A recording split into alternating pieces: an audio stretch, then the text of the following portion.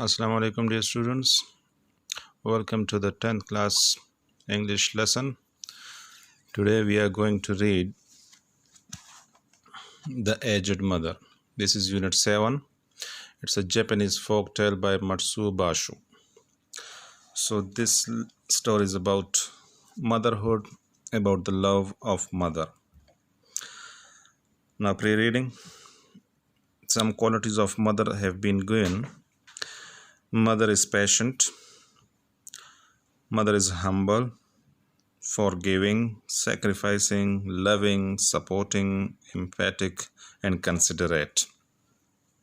All these qualities make mother. So this whole story revolves around two characters. One is mother and the other is her son. And the story will tell us that mother love is true. Okay. Once there lived at the foot of a mountain a poor farmer and his aged widow mother.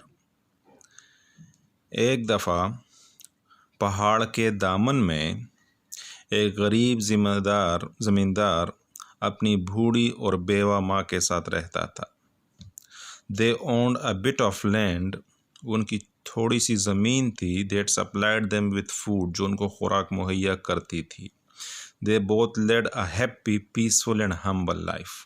और दोनों जो थे खुशी वाली, पुरअमन and सादगी ज़िंदगी, humble आजिज़ी वाली ज़िंदगी गुजारते थे. Shinano the town where they lived, Shinano जिस कस्बे में वो रहते थे, was governed by a despotic leader. तो शिनानो पर हुक्मरानी करने वाला एक बहुत ही डिस्पोटिक लीडर, जालिम हुक्मरान था, सरबराह था. हु दो अ वॉरियर, जो कि अगरचे एक जंगजू था, had a great and cowardly shrinking for anything suggestive of failing health and strength. तो इनका शिनानो का जो जालिम लीडर था, गवर्नर था, अगरचे वो एक जंगजू था, लेकिन उसको एक नफ़रत थी, श्रिंकिंग थी, बुज़दिलाना हद तक उसको नफ़रत थी. किस चीज़ से?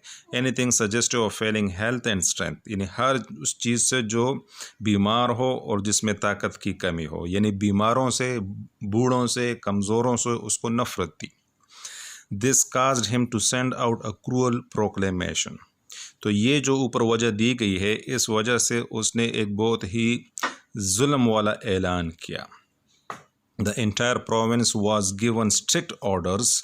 सारे के सारे सूबे में ये सख्त ऐलान किया गया to immediately put to death all the aged people, कि फौरी तौर पर तमाम बूढ़े लोगों को कत्ल कर दिया जाए, मार दिया जाए. The days were barbarous. वो दिन जो थे बड़े जुल्म वाले थे. And the act of abandoning old people to die in isolation was not strange. और बड़े बूढ़ों को तन्हाई में उनको छोड़कर मार देना ये अजीब बात नहीं थी, ये नई बात नहीं थी. ये बड़े जुल्म वाले दिन थे और लोग अपने जो बूढ़े थे उनको तन्हाई में छोड़कर मार देते थे. The poor farmer had immense love and reverence for his aged mother. ऊपर जो ज़मींदार की बात हो चुकी है, जिसकी माँ थी, तो उसको अपनी माँ से इंतहाई मोहब्बत और रेवरेंस, उसका एहतराम करता था, अपनी बूढ़ी माँ का. And the order field his heart with sorrow. और गवर्नर का जो हुक्म आया, तो इस हुक्म को जब उसने सुना तो इसका दिल जो है गम से भर गया. No one could even think to refuse to obey the mandate of the governor. कोई कभी सोच भी नहीं सकता था कि वो गवर्नर के ऑर्डर की हुक्मदूली करे. With many a deep and hopeless size. ये बात जब उसने सुनी तो बहुत ही गहरे नाउमीदी की आहें भरी. The youth prepared for the kindest mode he could kill his mother with. अब उसने भी इरादा कर लिया था कि और कोई रास्ता नहीं है, माँ को मारना ही पड़ेगा. तो अब वो जो जवान था, यूथ था, वो तैयारी करने लगा कि कोई ऐसा तरीका हो जो बहुत ही नरमी वाला हो, जिससे वो अपनी माँ को मार सके. एट ट्वाइलाइट, गुरूब आफ्ताब के वक्त, When his day's work ended, जब उसके दिन भर का काम ख़त्म हुआ, he took a quantity of unwhitened rice, तो उसने कुछ रा जो साफ़ नहीं हुई थी अभी, तो वो चावल लिए, और वो चावल क्या था? The principal food for the poor, उस इलाके के गरीबों की अहम ग़िज़ा थी। तो वो चावल अपने साथ लिए। He cooked and dried the rice and tied it in a square cloth, making a pack of it. उसने उन चावलों को पकाया, उनको खुश किया और फिर उनको एक चौकोर कपड़े में बांध दिया ताकि उसका एक पैकेट सा बना ले। The bundle was swung around the neck along with a gourd filled with cool sweet water. और ये जो बंडल बन गया चावलों का, तो इसको उसने लटका दिया अपने गले के गिर्द, और साथ में उसके एक गुड़, यहाँ पर कद्दू को शायद खुश करके उसको खाली किया गया था, इस तरह कुछ, और उसमें पानी भर दिया, ठंडा मीठा पानी से उसको भर दिया। तो उसका बंडल में क्या था? राइस था और पानी था। He then lifted his helpless old mother, फिर उसने अपने बेचारी मजबूर माँ को उठाया, to his back, अपनी कमर पर, and set out on his painful journey up the mountain, और अपनी तकलीफ दे सफ़र पर माउंटेन की तरफ रवाना हो गया। Paths made by hunters and woodcutter crossed and recrossed the long, steep and narrow road at several places. अब वो जो उन रास्तों पर जा रहा था, तो वहाँ पर बहुत सारे रास्ते बने हुए थे, पगडंडियाँ बनी हुई थी, कच्चे रास्ते थे। तो वो जो शिकारियों ने और लकड़हारों ने बनाए थे, तो वो एक दूसरे पर क्रिस क्रॉस हो गए थे, एक दूसरे के ऊपर आ जा रहे थे ये रास्ते। स्टीप, नीचे ढलवान भी था, नैरो और वो रास्ते तंग भी थे। एट सेवरल प्लेसेस, बहुत सारी जगहों पर, यानी जिस रास्तों पर वो जा रहा था उसमें बहुत सारी पगडंडियाँ थी, एक दूसरे के ऊपर गुजरी हुई थी, और वो रास्ता गहरी खाइयों में भी जाता था, ढलवान था और बहुत तंग भी था कई जगहों पर। At some places he was confused and lost.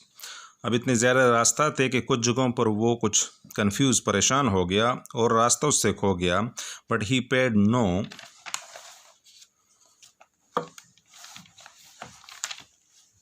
Heed तवज्जो को कहते हैं, उसने इसकी तरफ कोई तवज्जो नहीं दी। वन पाथ और another, it mattered not for him, चाहे वो इस रास्ते से जाए या दूसरे रास्ते जाए, कोई फ़र्क नहीं पड़ता उस पर, क्योंकि उसको टॉप पर जाना था। ऑन ही वेंट, वो चलता गया, क्लाइंबिंग ब्लाइंडली अपवर्ड, रास्ता का पता नहीं था और ऊपर ही ऊपर चढ़ता गया। Ever upward towards the high bare summit, summit top को कहते हैं, और मुसलसल ऊपर चढ़ता गया, ऊपर जो ऊपर टॉप था, समिट था, उस पर चढ़ता गया। Of what was known as Obasuteyama, और उस टॉप को, पहाड़ी की चोटी को ओबोट्सियामा कहते थे, Obasuteyama, the mountain of the abandoning of the aged. और इसको मतलब ये है कि वो पहाड़ था जहाँ पर आप बड़े बूढ़ों को अबंडन छोड़ देते थे। The eyes of the old mother had still light in them, उस बूढ़ी औरत के आंखों में अभी भी नज़र थी। And they noted the reckless hasting of her son from one path to another. दे आंखों की तरफ इशारा है, जो बड़े पागलों की तरह तेज़ी से वो जा रहा था ऊपर की तरफ, तो उस रास्ते पर इस बूढ़ी माँ की नज़र थी, कभी एक रास्ते पर कभी दूसरे रास्ते पर तेज़ी से वो चल रहा था, तो माँ की आंखों में भी अभी नज़र थी, उसको ये नज़र आ रहा था। Her loving heart grew anxious because her son did not know the mountain's path. अब उस बूढ़ी माँ का जो प्यार करने वाला दिल था वो बेचैन हो गया, इसलिए क्योंकि उसके बेटे को रास्तों का, पहाड़ के रास्तों का पता नहीं था। And his return might be one of dangers, ऊपर तो जा रहा है लेकिन उसको ख़दशा था उसकी माँ को कि जब वो वापस आएगा तो उससे रास्ता खो जाएगा और उसके लिए ख़तरा हो जाएगा।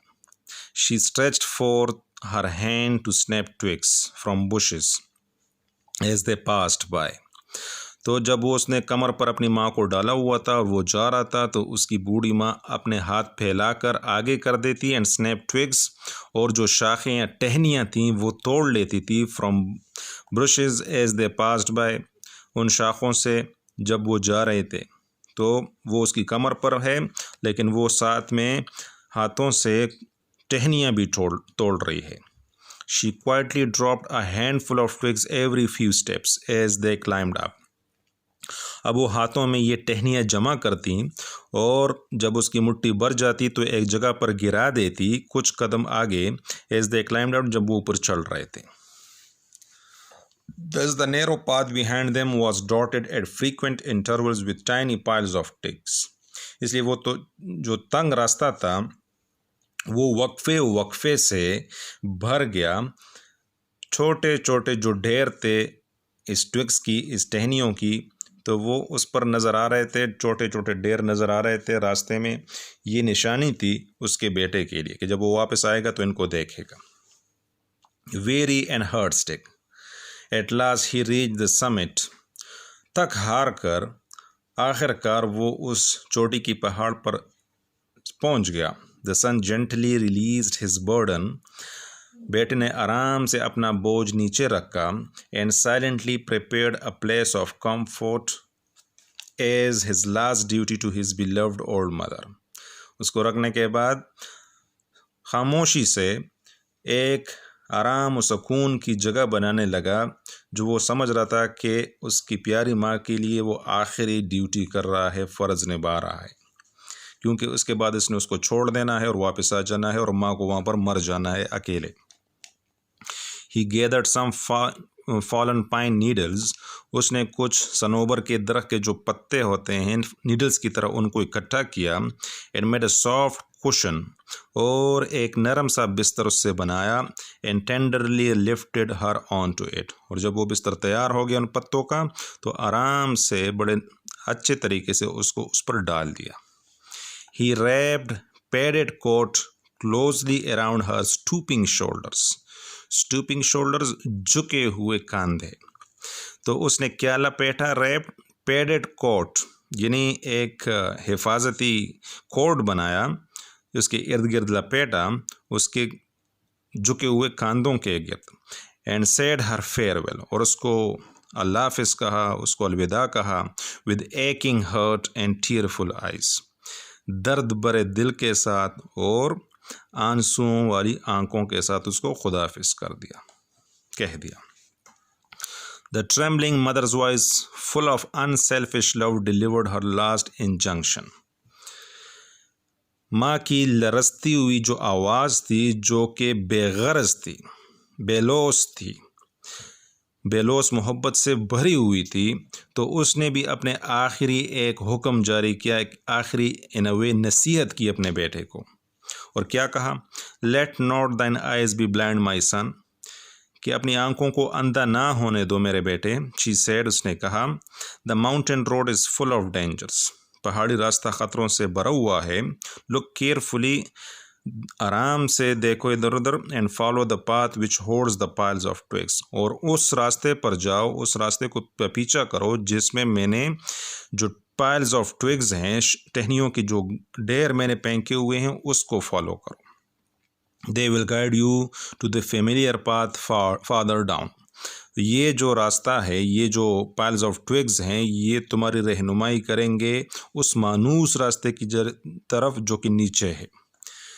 The surprise son looked back to the path, बेटा भी हैरान हुआ, उसने जब पीछे मुड़कर रास्ते की तरफ देखा।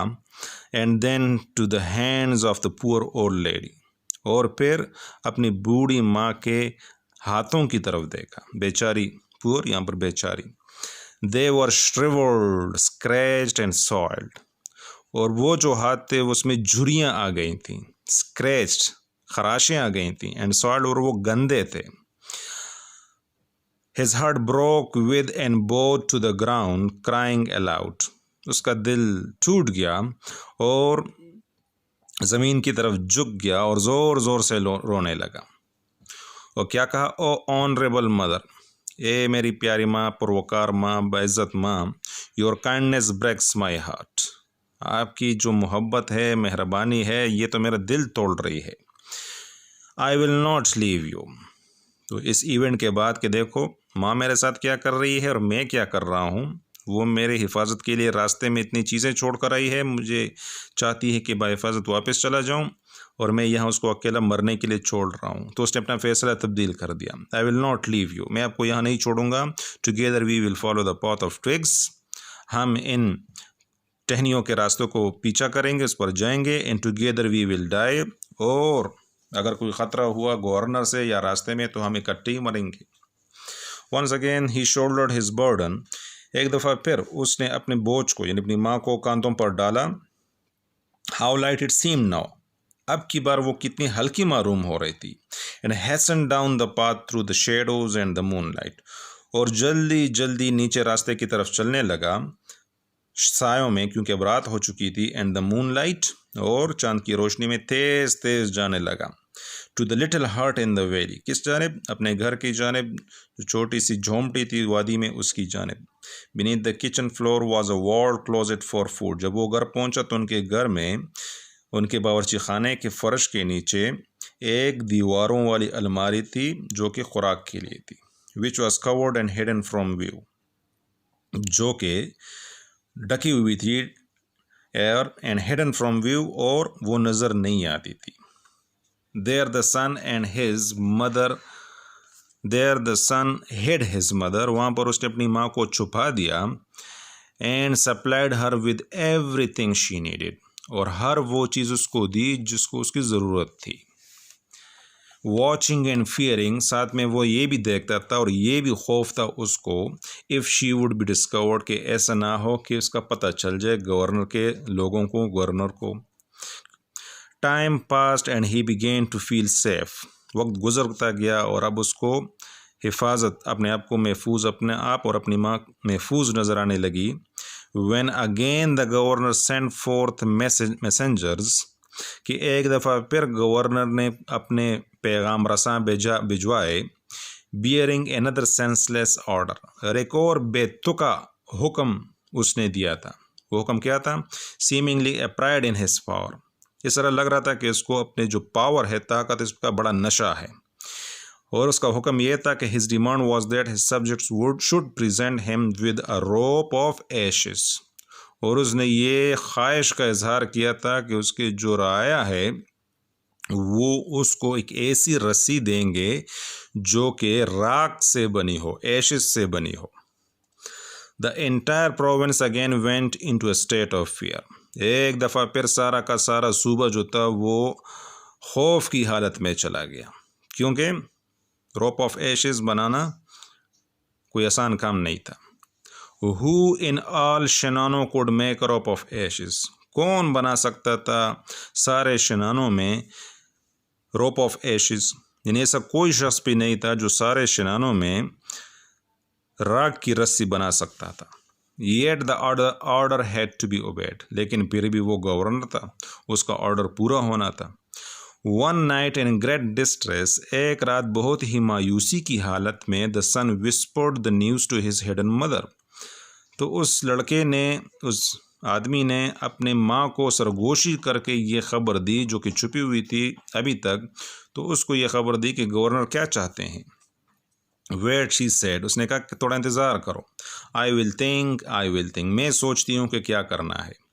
Next day she told him how to make a rope of ashes, यानी सारी रात सोचने के बाद अगले दिन माँ ने अपने बेटे से कहा कि किस तरह राख की रस्सी बनानी है।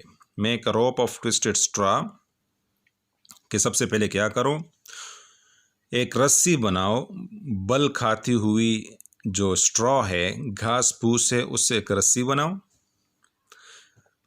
Then stretch it upon a row of flat stones, फिर उसको फैला दो पत्थरों की एक रो पर, कतार पर। And burn it on a windless night, और ऐसी रात में उसको आग लगा दो, जला दो जिस रात हवा ना चल रही हो। ही समन्ड ऑल द पीपल, उसने सारे लोगों को बुलाया। And did what she had said, और वैसा ही किया जैसे उसकी माँ ने कहा था। After the blaze died down, जब आग बुझ गई, there lay a rope of ashes upon the stones, तो वहाँ पर एक रस्सी बनी हुई थी जो कि राख से बनी हुई थी अपॉन द स्टोन्स, और वो पड़ी हुई थी वहाँ पर स्टोन्स पर, with every twist and fibre looking perfectly intact. उसमें हर एक जो बल था और हर एक रेशा था वो पूरे लिहाज से हर तरीके से एक दूसरे से जुड़ा हुआ था।